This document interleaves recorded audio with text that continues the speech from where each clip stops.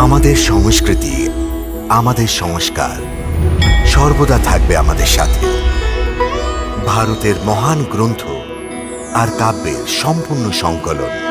Subscribe করুন তিলক। না, কেঁদো না, কেঁদো না পুত্র, কেঁদো না। চোখের জল দিয়ে প্রায়শ্চিত্ত করো, নিজেদের খিদা ও তৃষ্ণা মেটাও। এটাই তো আমাদের ভাগ্যতে লেখা আছে। বসুন্ধরে, ভাগ্যের সাথে লড়াই করা যায় না।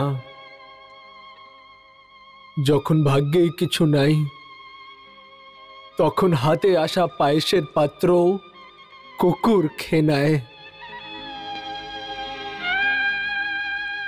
সেই জন্য এটাই ভাবা উচিত, যা প্রভুর ইচ্ছে হবে ঠিক ওরকমই হবে।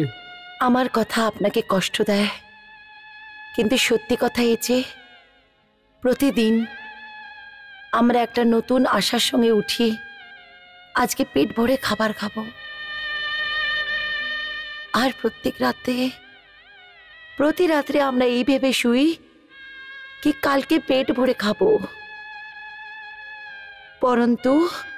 পরন্তু আজ পর্যন্ত না কখনো এই ধরনের সকাল হয়েছে, আর না পেট ভরে খাবার খেয়েছি, আর না আগামীকাল এসেছে।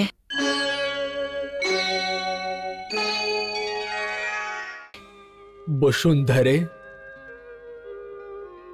এই জীবন প্রভুরই তো দেওয়া। এই সংসার প্রভুই বানিয়েছে। উনি যেই পরিস্থিতিতে আমাদের রেখেছেন, ওই পরিস্থিতিতে আমাদের প্রসন্ন থাকা উচিত।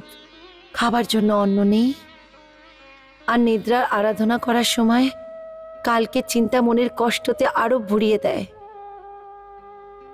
এরম পরিস্থিতিতে কেউ কি কখনো প্রসন্ন থাকতে পারে? আপনি বলুন স্বামী, এটা কি ধরনের অন্যায়?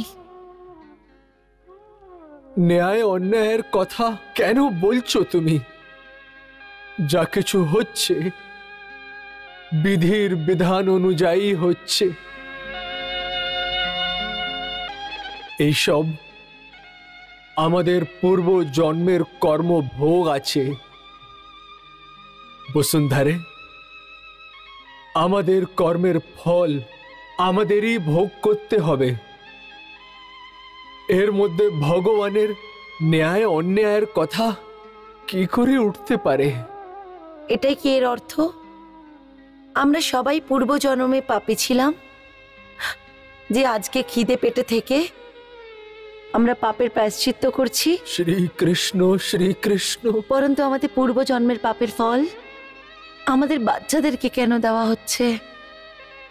এটাও কখনো জিজ্ঞেস করেছেন নিজের শ্রীকৃষ্ণকে? শ্রীকৃষ্ণ শ্রীকৃষ্ণ। যদি আপনি, আমি, আমাদের বাচ্চারা সবাই মিলে পূর্বজন্মে পাপ করে থাকে, তো আপনি শ্রীকৃষ্ণকে বলুন, ওনাকে বলুন যে আমি আপনাদের সবার পাপের ফল ভোগ করতে রাজি আছি। আমাকে চাই যত দুঃখ দিক, পরন্তু আপনাকে আর আমার বাচ্চাদেরকে দুবেলার খাবার জোগাড় করে দেয় যেন। বসুন্ধরে, এই সংসারের এই বিধান যে রাত্রের পর দিন অবশ্যই আসে, সেই জন্য দুঃখের পর সুখের দিন অবশ্যই আসবে। ব্যাস, বিশ্বাস করো, এইটুকু বিশ্বাস রাখো তুমি।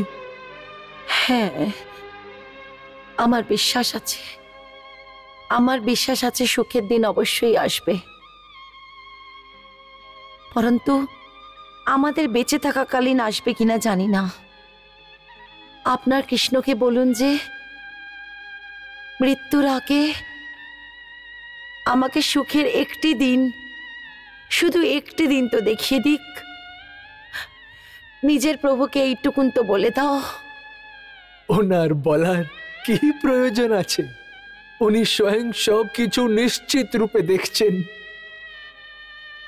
ওনার উপরে বিশ্বাস রাখো আর ওনার মর্জির উপরে সব কিছু ছেড়ে দাও।